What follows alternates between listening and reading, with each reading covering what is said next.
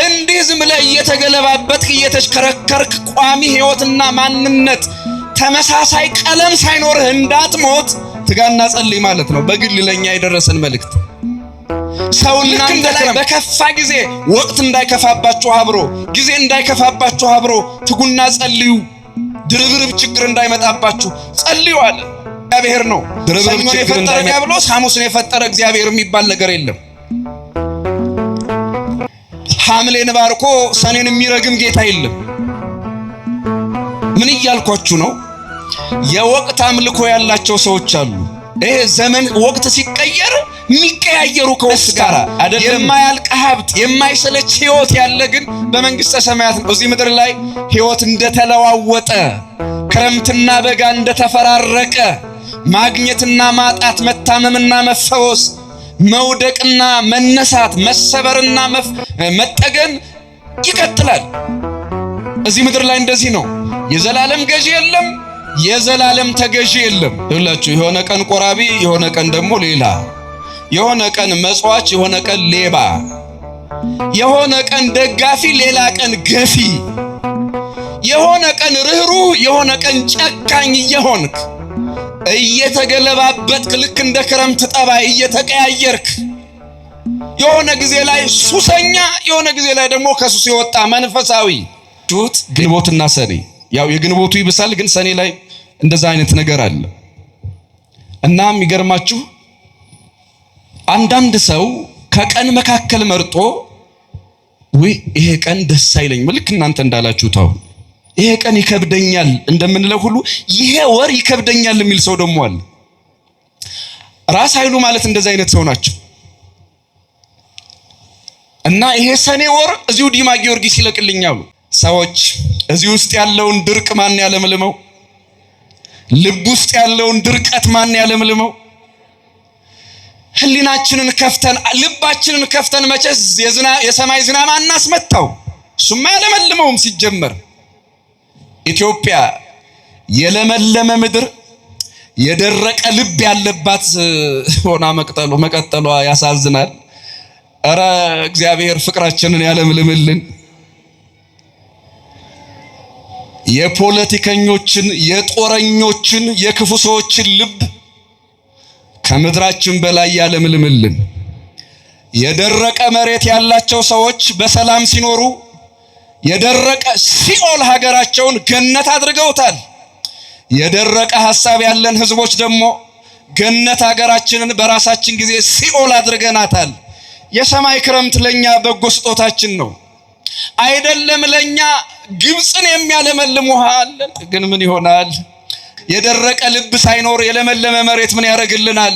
ከለመለመው መሬታችን ጋር የለመለመ ሐሳብ የለመለሙ ፖለቲከኞችን የደረቀ ሐሳብ ያላቸውን አይደለም፣ ቅጠል ቅርፊት በሚቀይርበት ክረምት ላይ ክፉ ሐሳባቸውን ሳይቀይሩ ዘረኝነታቸውን ሳይቀይሩ የጠወለገ ቅጠል እንኳን ዛፍ የጠወለገ ዛፍ ቅጠል በሚቀይርበት ሀገር ላይ የጠወለገ ሐሳብ ሳይቀይሩ እዚህ ምድር ላይ የሚኖሩ ክፉዎችን የደረቀ ሐሳባቸውን ያለምልምልን።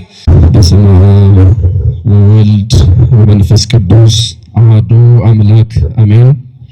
ክቡር አባታችን መላከ ገነት ቆሞስ አባ ናትናኤል መላኩ የዚህ ታላቅ ቤተክርስቲያን ዋና አስተዳዳሪ፣ ክቡራን መምህራን ወንጌል፣ ክቡራን ካህናት፣ ዲያቆናት እንዲሁም ከሩቅ ቅርብ የመጣችሁ ምእመናን በአምላካችን በልዑል እግዚአብሔር ስም እንደምን ዋላችሁ?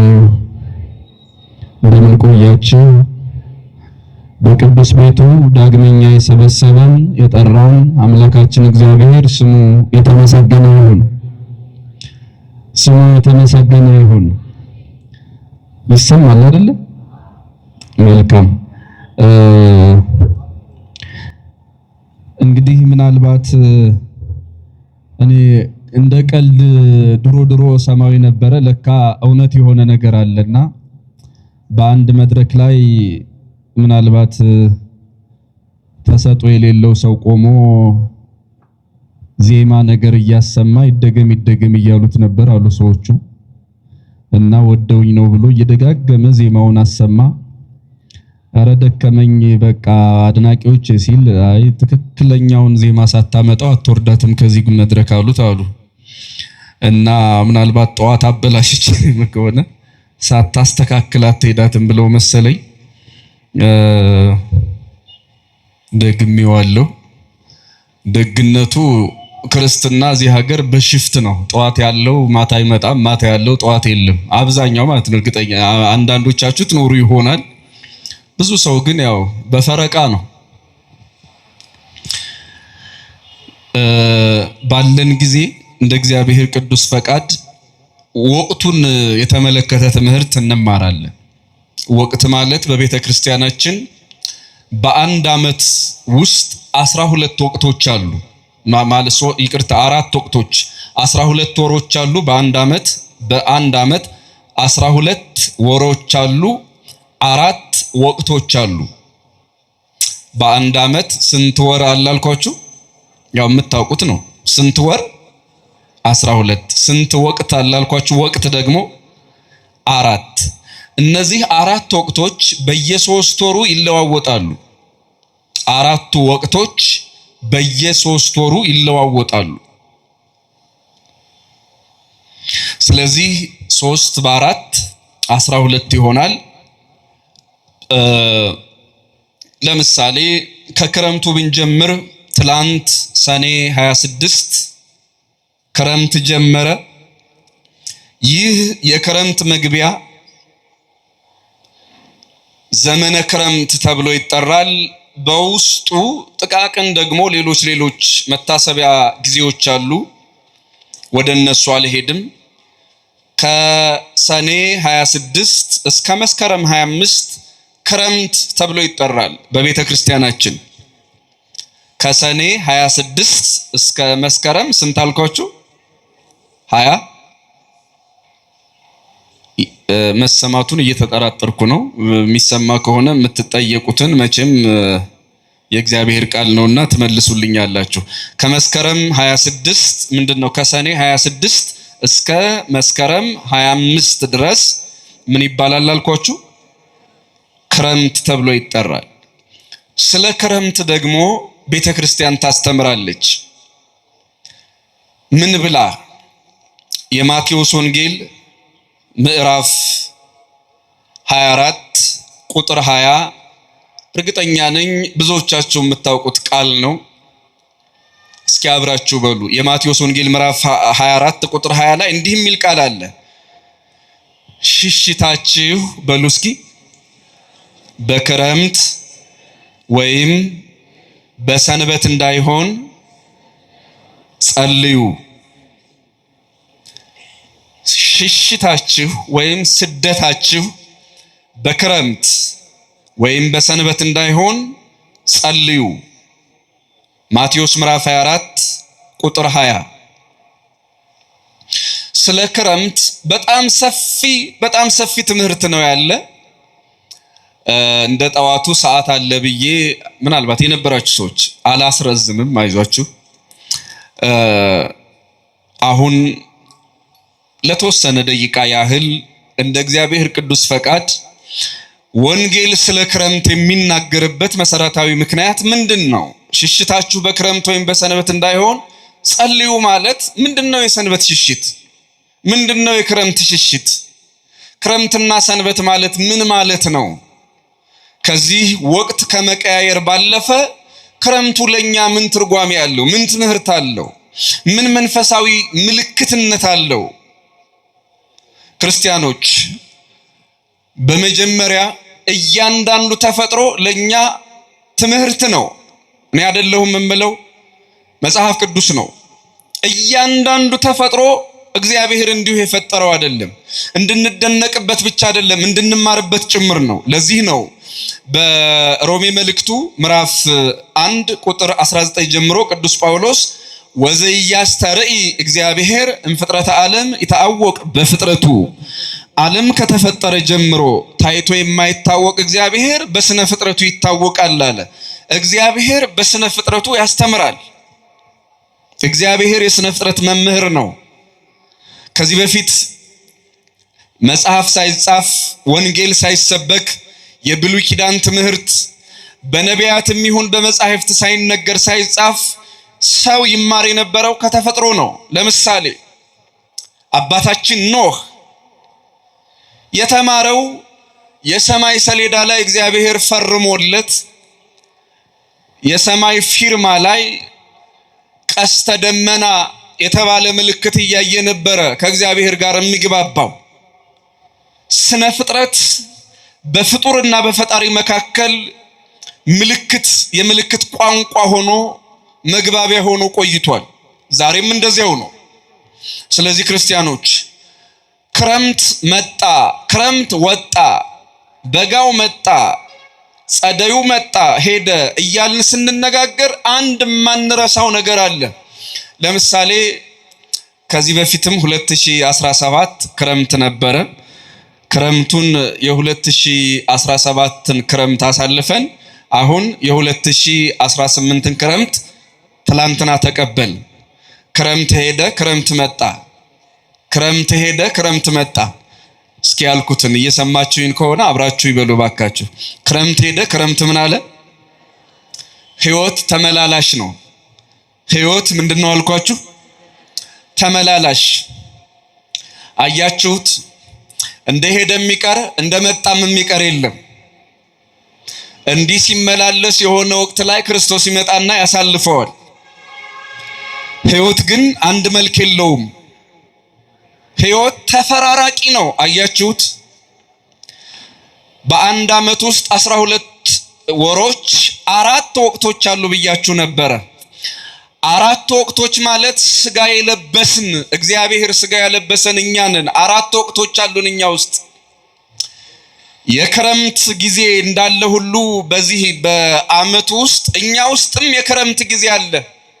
እኛ ራሳችን ውስጥ የክረምት ጊዜ የሚባለው የሰው ሕይወት ውስጥ የልጅነት ጊዜያችን፣ ደማችን ያልረጋበት፣ አጥንታችን ያልጠነከረበት፣ ሰውነታችን ያልፈረጠመበት ጊዜ የክረምት የውሃ ጊዜ ይባላል። ከውሃ ጊዜ በኋላ ከመስከረም 25 ማለት ነው ልክ የነፋስ ጊዜ እንደሚመጣ የሰው ልጅም ሕይወት ውስጥ ደግሞ ተመልከቱ። የልጅነት ጊዜ ሲያልፍ የነፋስነት ጊዜ ይመጣል። የውሃነት ጊዜ አልፎ የነፋስነት ጊዜ ይመጣል። የነፋስነት ጊዜ ማንንም የማንሰማበት የማንረጋጋበት። በዚሁ አጋጣሚ ዝም ብሎ ይሄ ታዋቂ ለመሆን ዝም ብለህ ማንንም አትስማ የሚል ያው እንደ አንድ ወጣት ሰምቻለሁ። ውሸት ነው እሱ። ማንንም አትስማ ውሸት። ማንንም ማለት ለምሳሌ መጽሐፍ ቅዱስን የሚጠቅመንን ባህል የሚጠቅመንን ትውፊት የሚጠቅመንን የሚያድነንን የሚገነባንን ነገር አትስማ ውሸት ነው። ጎጂ ነገሮችን እውነት ነው አለመስማት ትክክል ሊሆን ይችላል። ግን እንዲሁ ዝም ብሎ ህሊናህ የነገረህን ኑር፣ እንዲሁ ዝም ብለህ የወደድከውን አድርግ።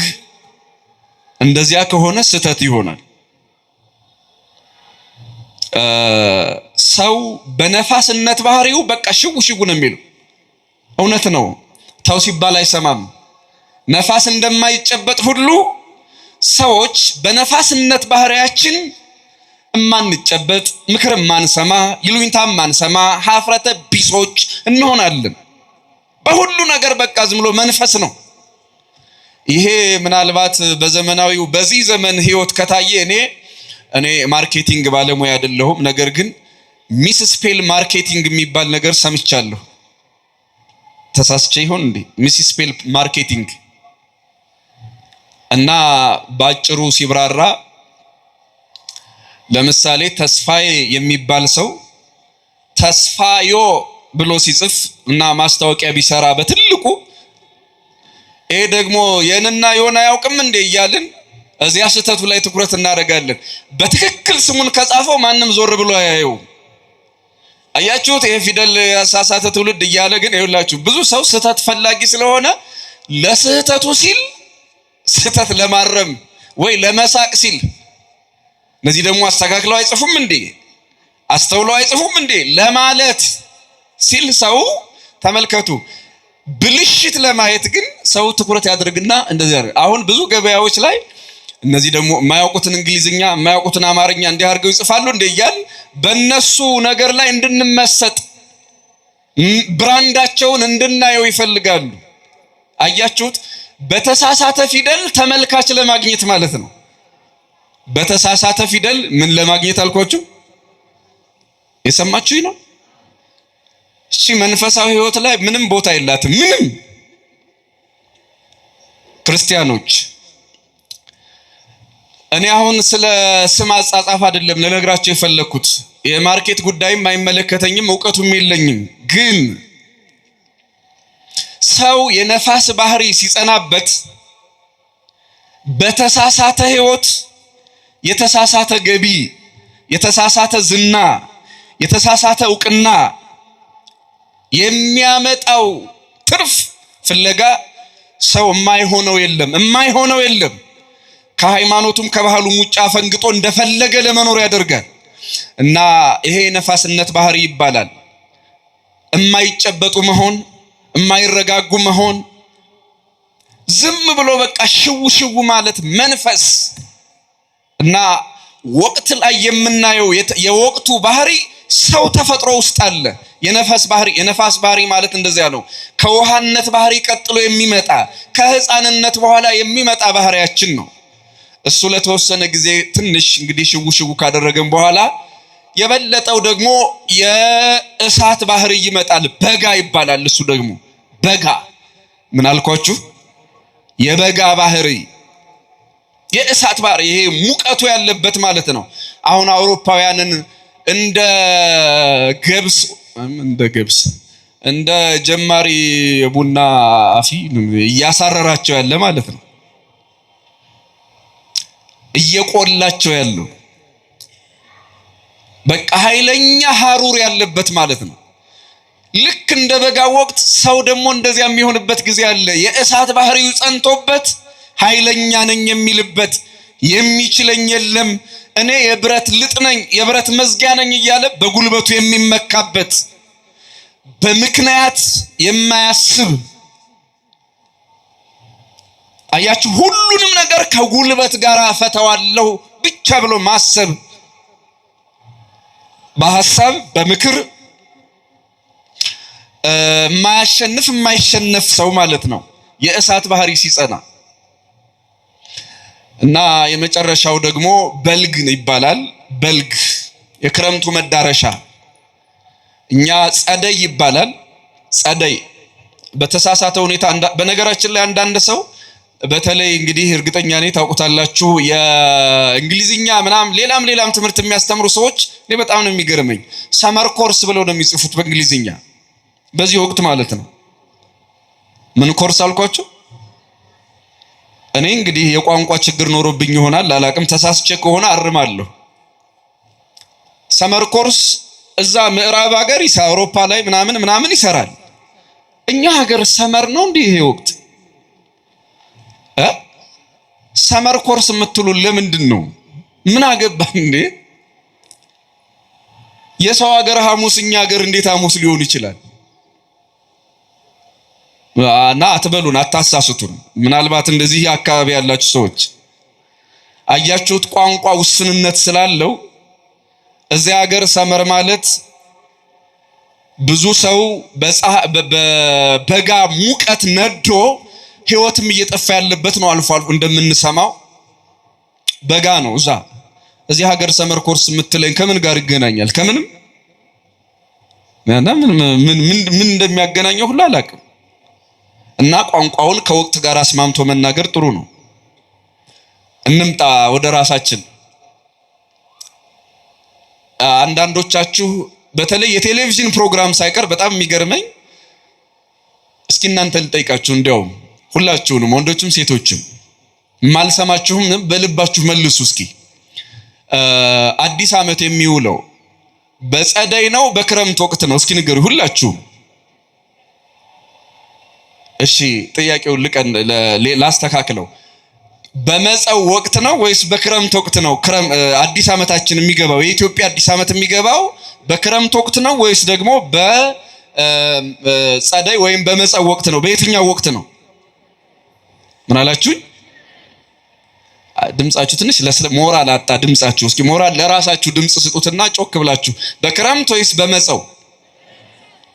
አቤት። ትልልቅ የቴሌቪዥን መርሃ ግብሮች አይታችሁ ከሆነ ጥያቄና መልስ ላይ ሳይዘጋጁ የቤተ ክርስቲያንን ወይም ደግሞ የሀገራቸውን ወቅት ሳያውቁ በጣም ብዙ ጊዜ፣ አንድ ጊዜ አይደለም 2-3 ጊዜ ሰምቻለሁ፣ በጸደይ ይሉታል። ጸደይ ማለት እኮ ከበጋ በኋላ የሚመጣ የክረምቱ መግቢያ ላይ ያለ ጊዜ ነው። ጸደይ ማለት ከክረምት በኋላ ከመስከረም 25 በኋላ ከመስከረም 26 ጀምሮ 3 ወር የሚቆየው ጊዜ መጸው ነው የሚባለው። ጥቢ ማለት ነው። የክረምት ማብቂያ ማለት ነው። አበባና ፍሬ የሚታይበት ጊዜ ማለት ነው። እና ስለዚህ እንዳላችሁት የኛ አዲስ ዓመትና የደመራ በዓላችን የሚውለው መቼ ነው ማለት ነው? ክረምት ላይ ነው። ይህን ይዘን ከሄድን ለመሆኑ ክረምትን እንዲህ አይተናል፣ የነፋሱንም ጊዜ አይተናል፣ የበጋውን ጊዜ አይተናል። በልግ የሚባለው ከበጋ በኋላ ወደ ክረምት መዳረሻ የሚሆነን አራተኛውና የመጨረሻው ወቅት ጸደይ ወይም ደግሞ በልግ ነው የሚባለው። የእርሻ ጊዜ ማለት ነው። ጥቂት የዝናብ ጠብታዎች የሚመጡበት ጊዜ ማለት ነው። ገበሬ ለእርሻና ለዘር የሚዘጋጅበት ጊዜ ማለት ነው። እሱ የአፈር ጊዜ ነው። ሰው የእርጅናውን ጊዜ የሚያጣጥምበት ማለት ነው። የነፋስነት ጊዜ አልፏል። የእሳትነት ጊዜ አልፏል። ሰው የበልግ ጊዜው ላይ ደካማ ይሆናል። የቀደመ ባህሪውን የሚመጣ ተመልከቱ። የመጀመሪያው የውሃ ባህሪው ከመሬት ባህሪው ጋር ይስማማል። ከመሬት ባህሪው ማለት የጸደይ ጊዜ ማለት ነው። የጸደይ ጊዜ ለኛ የመሬት ባህሪያችንን የምናይበት ጊዜ ነው። ሰው ምርኩዝ ይይዛል። የሚያበላው፣ የሚያጠጣው፣ የሚያለብሰው ሰው ነው። የሚያወጣው፣ የሚያስገባው፣ የሚደግፈው ሰው ነው። ያለ ሰው እርዳታ ምንም ነገር ማድረግ አይችልም። አያችሁት? ክረምቱ፣ በጋው፣ ጸደዩ እንደገናም ይሄ መጸው የምንለው ጥቢ ወቅቱ እየደጋገመ ዞሮ እንደሚመጣ ሁሉ የሰው ሕይወትም ለካ እየደጋገመ ይመጣል። አያችሁት? ልክ እንደ ሕፃንነታችን ጊዜ ሁሉ የእርጅና ጊዜያችንም ተመሳሳይ ነው። እንዴት ይመሳሰላል? ሕፃን ሆነን ወላጆቻችን አሳዳጊዎቻችን ይንከባከቡናል። በእነሱ እርዳታ በልተናል፣ በእነሱ እርዳታ ለብሰናል፣ በእነሱ እርዳታ አድገናል። አያችሁት?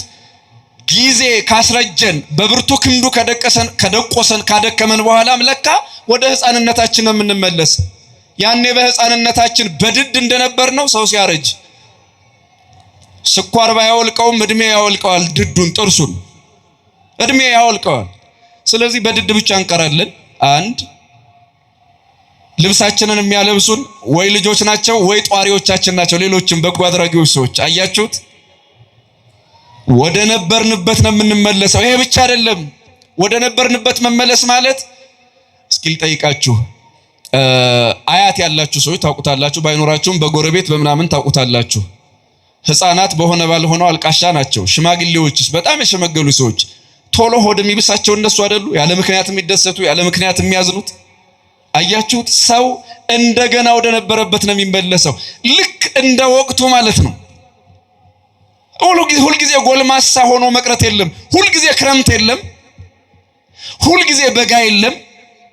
ሁልጊዜ ጸደይ የለም። ሁልጊዜ የአበባ ጊዜ ወይም የመጸው ጊዜ የለም። ይፈራረቃል። ህይወት እንደዚያ ነው። ህይወት ማለት ፔንዱለም በሉት፣ በቃ እየተወዛወዘ የሚቀያየር ማለት ነው። ለዚያ ነው የሆነ አጋጣሚ ላይ መከራ ሲመጣ፣ ሐዘን ሲመጣ ተስፋ አትቁረጡ፣ እንኳን ሐዘን ደስታም ያልቃል የምንለው። ቤተክርስቲያን የምታስተምረው እንኳን ሐዘን ምን ያልቃል አልኳችሁ? አቤት!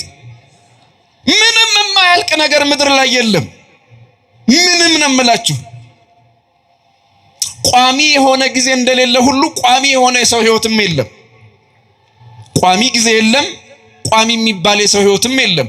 ተፈራራቂው የምድራችን ጠባይ ህይወታችንም እንዳፈራረቀው ነው የሚኖር። ስለዚህ ሁልጊዜ ደስታ በሌለበት ዓለም ላይ ሁልጊዜ ደስታ ናፋቂዎች እንዳትሆኑ፣ ሁልጊዜ ማግኘት በሌለበት ዓለም ላይ ሁልጊዜ ማግኘትን ብቻ ናፋቂዎች እንዳንሆን፣ በማጣትና በማግኘት በመውደቅና በመነሳት